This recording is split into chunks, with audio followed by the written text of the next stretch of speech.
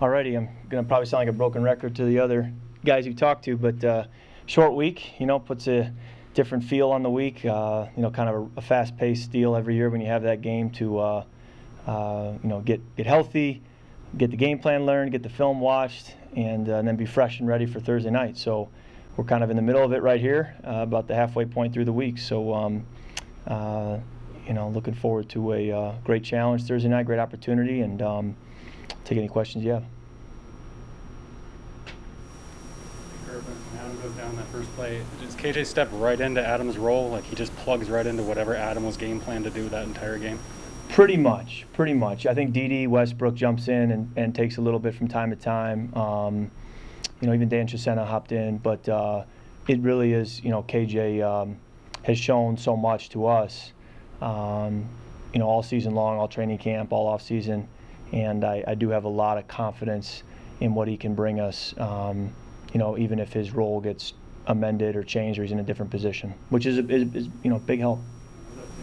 I understand at least that much more about not just his job, but everybody else's.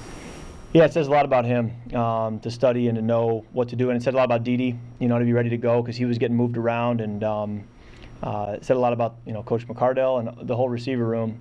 Because even mentally for me, I was on the sideline asking, now who's playing what? Who should I be looking at here for this motion and that? So even for me, there's some gymnastics there, and I was impressed with the way they handled it. You so appreciate having depth. You so appreciate having a KJ Osborne when Adam goes down. You always know it's a play away, but when it happens and you have somebody who can answer the call, it's a great sense of comfort at my position. Have like a couple days when it's not just like an emergency situation in game, does that change as far as like what his role could be because you're factoring in maybe Conklin, other guys? I think it does change, certainly. Mid-game is very different from having time to talk through it, walk through it. Have everybody learn knowing that certain people are now going to be in different spots. So that does make a different approach. This team has bounced back before from being down in the record. What makes this team bounce back, and can they continue to do that, or are you guys playing with fire here? We take it one game at a time. Got a great challenge on Thursday night, and we have to be resilient. We have to choose to be tough and find a way to get it done. Xavier, sitting at 5-7, Xavier Woods said every game from here on out is a must-win. Would you concur with that? I was going to ask you, what do you think? I haven't done the math. I think it's a must-win. Okay, so we need 10 to get in, is what you're saying? The way the NFC's going, 8 might do it. 8 might do it. So then if it's 8, maybe Yeah. not. If it's 10, for sure. I don't know. I think my point would be that we take it one game at a time, and I've never put my hands under center and not felt like it was a must-win ever, whether you're 0-0 to start the year or in the position we're in or whatever. So when I go up there and step between the white lines, it feels like a must-win to me. Often hear about QBs trying to fill the rush. Pittsburgh's, 37 sacks on the year. The line just changed. Might be the same combo. I don't know. How do you as a quarterback feel your blocks when 3/5 of the line changed? Great respect for Pittsburgh's pass rush, for who they have. We understand that challenge, and we got to work this week to be ready to go.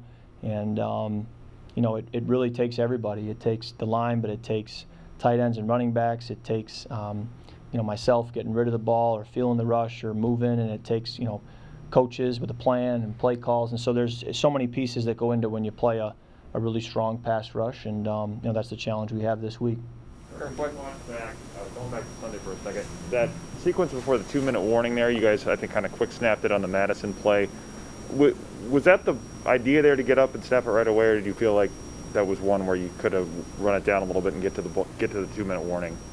Yeah, I think the design of the play, yes, is to quick snap them for the effectiveness of the run, to be able to kind of catch them on their heels and convert. Certainly, in hindsight, we would have loved to run the clock down, call a timeout or 2-minute warning, whatever the stop would be, and then you could probably still run a similar play out of the timeout, and that was certainly one.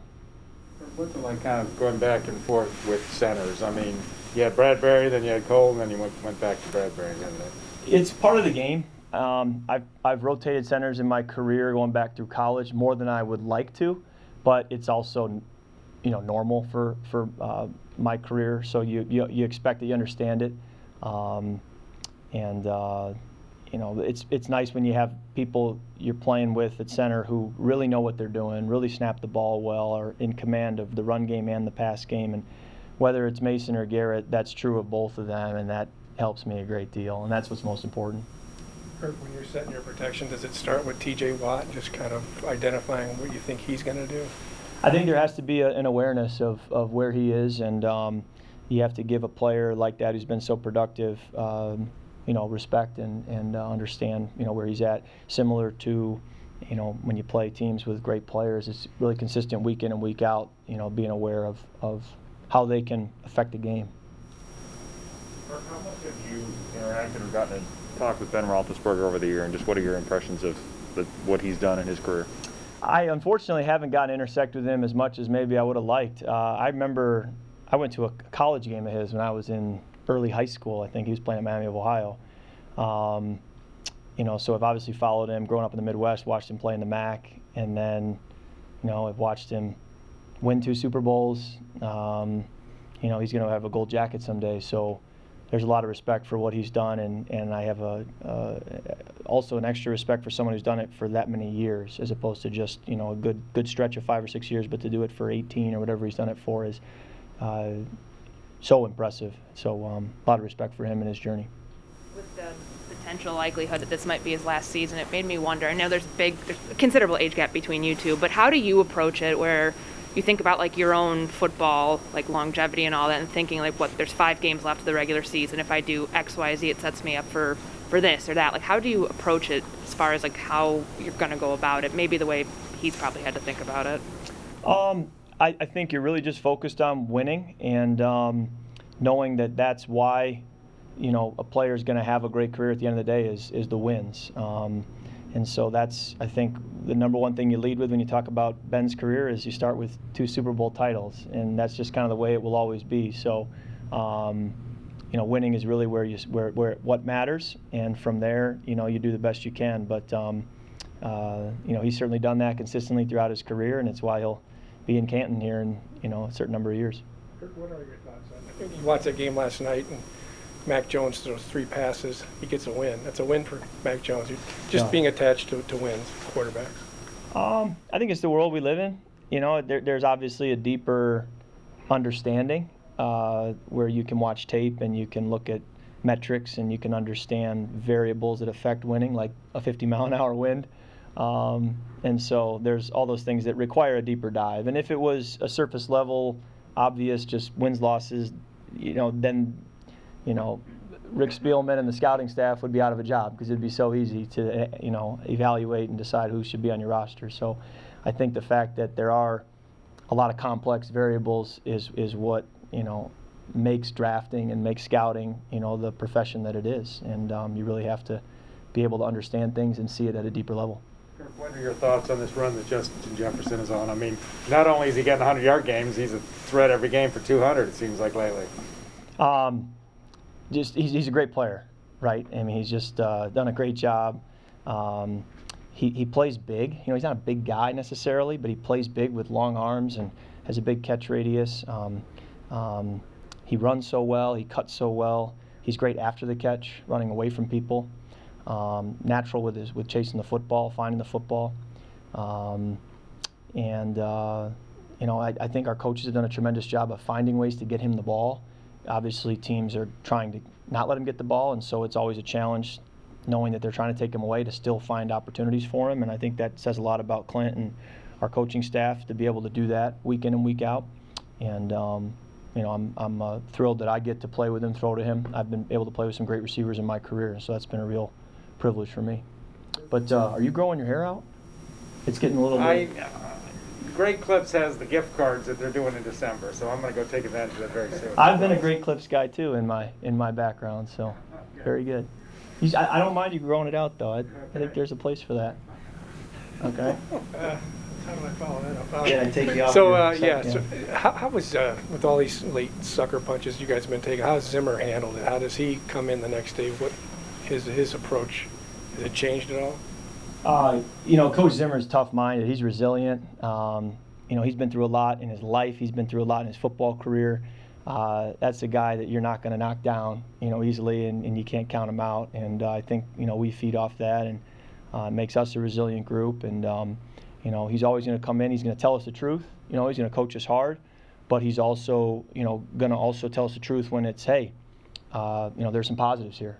He's going to address those too. So, every time you lose it hurts. It really hurts, and it hurts him too. But as the leader, he knows he's got to get back up on the horse each day and keep fighting. And the fans don't appear to be too happy right now. What are you expecting from the crowd on Thursday? Well, we got to get started fast. We got to start fast, get the crowd in it, and make that an advantage all game long. Because I know when, we're at home and when we start fast, it's a tremendous advantage for our team.